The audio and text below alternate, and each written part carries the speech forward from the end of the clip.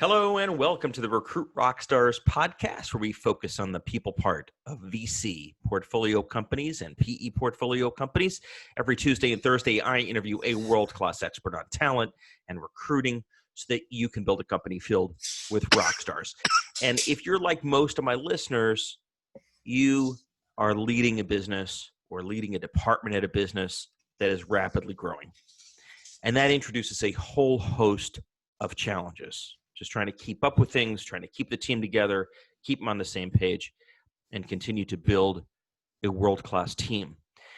And so I try to get guests on the show that have a very unique purview and that they see these issues across a lot of different companies and can kind of point us in the right direction of what seems to work, what seems to not work.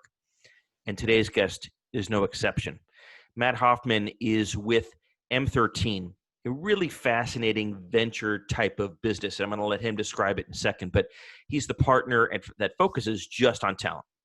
And he's been on both sides. So not only does he have the VC experience, but he's been on your side as well. He was VP of People at DigitalOcean. He was head of talent at Return Path. And by the way, DigitalOcean went on to become top #1 best place to work in New York. So he knows how to build a culture and an organization. So over the next 20 minutes, we're going to talk about how to do that. Matt, welcome to the show. Hey, Jeff, it's great to be here. Thank you for having me. It's super fun. My pleasure. So why don't we start with just M13, right? For listeners that are not familiar with it, talk a bit about how it's a different kind of model, because it really is different than most VC firms. Yeah, I think so. And that's actually what makes it so fun and interesting for us and hopefully so value added for the portfolio companies that we work with. So unlike traditional investment firms, we do a combination of things, which and altogether that creates what we call this venture engine ecosystem, which is pretty interesting as well. So we don't just invest in companies, we also incubate them and launch them. So that's really interesting that we have partnerships with companies like P&G to incubate business from their IP off the ground. But what's really unique and special about what we're building here at M13 is we're primarily former operators, right? So almost all the partners come from an operating background, and that gives us, I think, a pretty unique and interesting empathy and experience to what the founders are going through day to day, because we've done it, right? We've had all the successes, we've made all the mistakes, we've learned from those experiences, and so the feedback and advice that we're able to give is very much learned and earned. And what's the common theme across these companies? Are they all consumer, all any It's a particular mix. sector? It's a mix. It's from SaaS or tech companies like DigitalOcean to name brands like Virgin. We've got a fair mix, right? Companies like Gilt. And so for us, it really is our ability to sit with the portfolio companies side by side and work with them on solving hard problems, right? It's not just, hey, here we are every quarter, or let's have a board meeting. It's working really closely with them to share our experience and share our resources and our best practices and our playbooks to help make them better, right? And that mentality and that ethos from the most senior founding partner is embedded in everything we do. We are there to make better businesses, not just invest in them. And approximately how many portfolio companies are we talking about?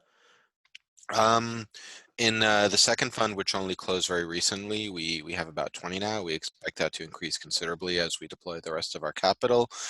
Fund 1 has over 30 investments in its fund portfolio and is doing incredibly well.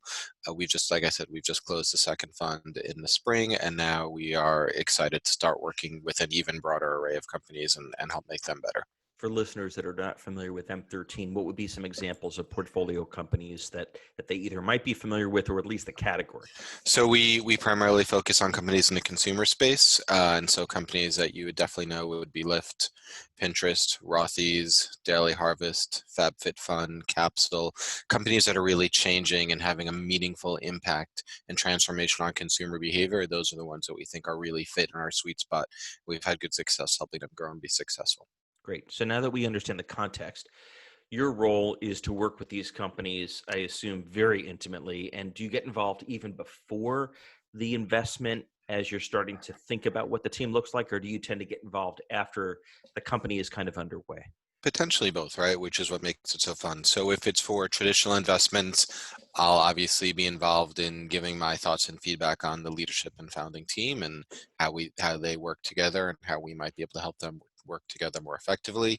Once they're in the portfolio, I'll work very closely with them, helping to scale up their people operations approach, give them my thoughts and perspective on building healthy, sustainable cultures, obviously how to hire and recruit world-class talent is a huge part of the company, any company's success. Yep. And I hopefully, and my team hopefully helps them do that better. For the companies that we build and incubate, I'm closely involved in hiring the founders in the company and the early stage team for the companies we do that as well. So there's opportunities to help on both sides. I'm lucky enough to work with founding partners who believe very deeply in the value of talent and culture and people operations. And so that's an important part of the way that we grow at M13 and certainly the way that we hope our portfolio companies will grow as well. When you think about the leaders of the businesses, what are some of the most common either mistakes or underdeveloped areas that if the founder CEO uh, built out would make a meaningful impact on the business? You must see this movie over and over and over again. I don't think it's a mistake. I think it's a natural outcome of the urgency that comes with being a successful entrepreneur and founder. But a lot of the early stage leaders I work with, when they're thinking about hiring, are just about filling roles, right? And they have exactly the right mentality about getting the best talent in there. That's exactly what you need to do. Um, but in part because they've either not done this before, or they haven't cut. They're focusing on a short-term tactics by design. You have Yep. to when you're in early stage. They're not necessarily thinking about the long-term implication of how you build a hiring process, right? Or what your org chart is going to look like in the future, or how that fits into the type of culture you want to do, right? So recruiting can be a very tactical exercise, and you can be very successful at hiring people against those tactics, right? But what I've seen is the best companies and the best leaders are most successful when they really take a longer term view about what it means to be an employee of this company. What are the long term skills we're looking for? What are the long term values and beliefs we're looking for? How do we hire? Why do we say yes to certain candidates? Why do we say no to certain candidates? All that stuff is really important, and it may not make a decision in the immediate hire, but over time those type of decisions compound in either a really positive and transformative way or a potentially very negative and detrimental way if you're not doing it right. And like you So said, for most of these folks, it's their first time, so they don't. it's It's our not like first they learn this time. stuff at school. Yeah, and if you read all the books, it's all about how to hire great talent, and that's certainly job number one, right? But it's not the only job, and understanding the container and the unique conditions about what makes your company unique and special is an important part of it. And those are the type of things that I can help them do, because I have the hopefully positive experiences and longevity, and in my role, investing by design is a long-term game, right? So we're able to take a much more holistic view and help them win both in the short term and in the long term. For the listeners that are looking for the key steps in a successful hiring process, uh, we don't have to go through the whole process, but what have you found to be the crucial steps, or maybe the ones that Yeah, are missing for most it, people? it's it's going to sound obvious, and in some ways it is, but in some ways it's not. Is be really clear and know what you're looking for before you start hiring, Mm. right? And that, like I said, that sounds so obvious as to not be useful, but it actually means like having the hard conversations with your co-founders, with the other people on the hiring team, saying what does success actually going to look like in this role? What really are the type of skills and experiences we care about? How are we going to know when we find it, right? What are we going to do if we think someone's absolutely amazing but they don't fit that criteria? How Right. agile and flexible are we going to be? What are the type of questions we want to ask? It feels like asking those questions can slow down the process, but invariably they end up speeding it up because you don't make the mistakes down the line. You're able to get people much more aligned and move through the funnel much quicker. So It's a little bit of really go being slow to go fast, right? a little bit, right? Yeah, I mean, very much. And being really thoughtful and planful again about what you're building and why you're hiring. What is the best way to agree with the team or amongst the team on what it is you're looking for? Is it some kind of scorecard, or what It's a combination. mechanism? I think having it documented is really helpful. I mean, Mhm. there's some really good ATSs out there right now that have that functionality built in to be really clear. Like, these are the type of questions you should ask. This is what good looks like. This is what great looks like. This Yep. is probably so you can document and build that in. Having, even if it's just a 1 hour conversation, that 1 hour conversation with everyone on the hiring team, Yeah. this pre-brief makes all the difference in the world, saying these are the type of candidates I like. Here's why. These are the questions I want you to ask, and these are questions I want you to ask, and here's what good answers. Getting 1 hour, right? I promise the ROI on that hour will pay back itself very quickly and many, many times over. You'll save so much time down the road. You'll save time, you'll save money, you'll make better decisions, and it's repeatable and scalable. Just doing that up front is something you can use, especially when you're hiring like multiple engineers or Yeah. multiple SDRs. You don't have to do it every time. Yep. The other thing related to that is, after every phase and cycle, and if you can, every candidate, taking 15 or 20 minutes to debrief on the candidate as well. That'll help you replicate successes and avoid repeating mistakes. Beyond interviewing, which I'm sure most of our listeners do and are such a mediocre predictor of success of a candidate, what have you found to be some of the best practices to incorporate into the hiring process beyond just interviews? Interviews are better when you do the things that I was talking about earlier, right? They're never perfect. They are better when there's structure and consistency around it, right? Because then you're not just kind of assessing whether you like this person or how they show up, in terms of the way they look and sound, but you're actually able to identify, criteria in advance. So you reduce a lot of the bias, and that helps too. One of the things we found, and I think we do a really good job on this with the teams we hire internally, is the ability to combine kind of the benefits of an interview process with the benefits of an on-site work experience, where we actually give them some work to do in teams. And that's incredibly value added, because you see how they interface. You actually see the work product we do. We have them do a case study in advance. And so that's really interesting, right? Because then you're combining how they show up, how they think about and talk about the issues in the traditional interview process. We give them an opportunity to do some written case studies, which lets them think about it, but do it in a much written way, which for some people is actually much easier for them to do. And then we bring them potentially together to see how they work, and you actually get to experience that. And then when you combine them with traditional, reference checking and referrals, which we do in a very transparent, collaborative way, you're getting this full 360 view of data, and it's been found to be very indicative for us, and also very powerful in the way we hire the teams that we incubate. Do you do those on-site work projects for every single role and level, or is that work best in some areas, not others?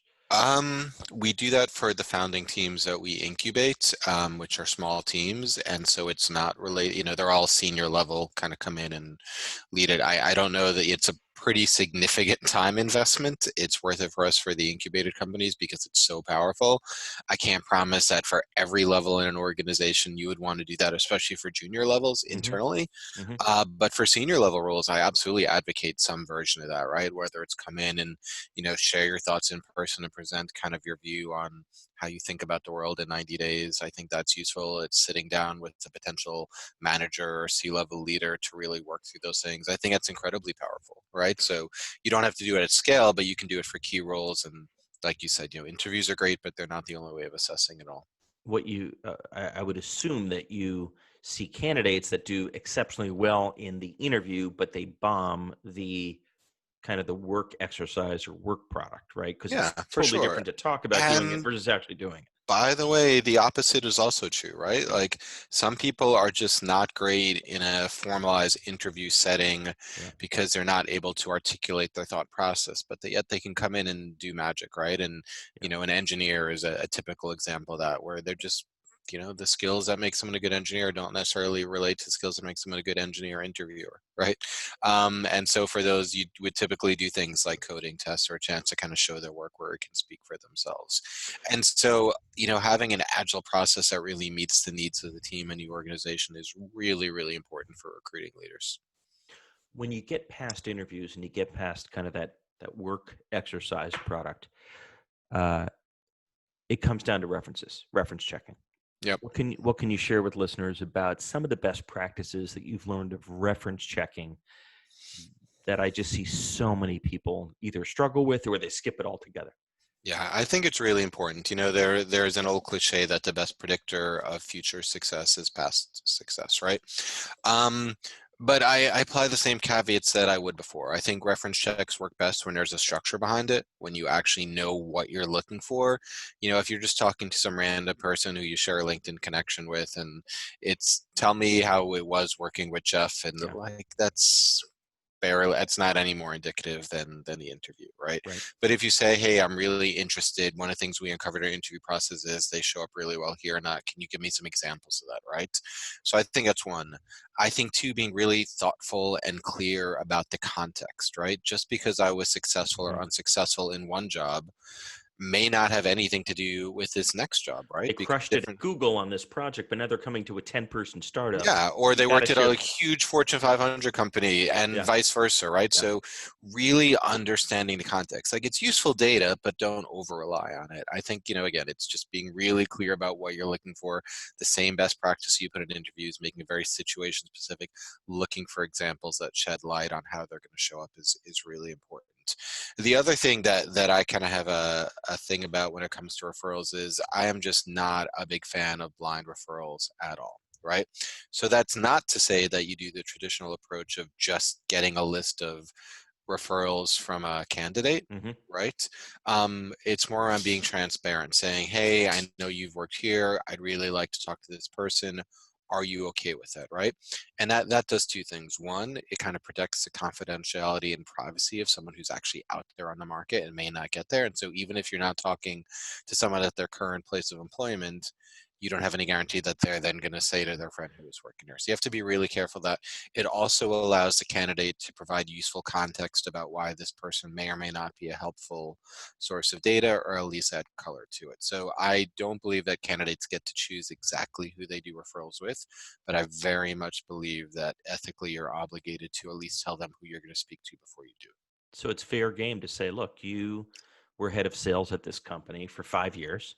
I'd like to speak with your head of marketing so I could understand how the two of you worked together. Exactly. Right. And, you know, there's all sorts of reasons why they may give context and why that, and they don't necessarily get the veto on doing that, but you're giving them the chance to kind of own the conversation and you're showing them the respect that they deserve as a potential future colleague, right? And that's a perfect example of saying, I'd love to talk this because Yeah. I think that's really relevant here. To this It's just a situation. little bit different than the behind the back channel, which I'm not a huge fan of. Yep. Got it. So before we wrap up, I want to switch from the recruiting process to a question that I get so often You know? from growth company executives. When should we have a head of talent in-house? So, when should I hire my own Matt? Have you Yeah. found that there's a certain critical mass of employees or revenue or something, at which point it's actually worth that investment? It depends what you mean by that title, right? So the advice that I give to portfolio companies is typically if you're hiring more than 8 to 10 people a year, plus Hmm. replacement with turnover, you're better off bringing in your recruiting function in-house. It's Hmm. just cheaper. You get the benefit of having someone who understands your culture and your process. So It eight or creates a 10 better, people per year, it's not many. It's like less than one a it's month. it's not many, right? But you can do the math and kind of what it costs to bring in an external recruiter at times, right? Yeah. Now, the seniority that is dependent on kind of where you're going, right? And sometimes an early stage company can absolutely get by with a really Yeah. smart Yeah. recruiter who can help do it. You know, I'd say it's never too early to bring in a full head of talent who can be a partner on a leadership team, and at the same time you're bringing a full head of marketing or product. Like it's an important part of the growth of the leadership team and strategic, right? And it's different for every person. The easy answer is like sooner than you think, right? Because just like you're going to have real technical debt if you don't bring in a really thoughtful CTO or head of engineering early on, the sooner you bring in a really thoughtful person to help you think about people, operations, and strategy, the better off you'll be. Now, the good news is Yeah. obviously for companies I'm 13, I get to work with them. And so they get, hopefully some advantage of my time and experience earlier on. But regardless, I tell them as well, you're always better off having a really talented person in-house. Do you think there's a drop dead number like at 50 employees? It makes sense to have that role? Yeah, 25, I 100? think somewhere between 50 and 75 is a pretty good sweet spot. Got it. I'm seeing more and more companies right around kind of 75 start to think about that. Typically at 50, they'll bring on their first recruiter, and then sometime between 75, they'll bring in kind of a VP level or head of people and talent for the organization, it's probably one of the fastest growing positions right now, and for good reason, because the truth is, like, technology is getting more commoditized, products getting more commoditized. The real difference in execution for companies now is in their people and their ability to execute, right? And so getting in someone who can help you create a better, healthier organization to drive performance is an actual competitive advantage, more Yep. so than technology is going to be soon. And you'll save a ton of money relative to using outside recruiters as well. Well, Matt, I can't thank you enough. This was great. How can people learn more about our M13 or get in touch? You should check out our website at m13.co, m13.co. We've got a ton of really interesting content there. We're building a robust community. If you're interested in signing up for our newsletter, we always have great things there. People can find me on LinkedIn. They can find the other partners as well.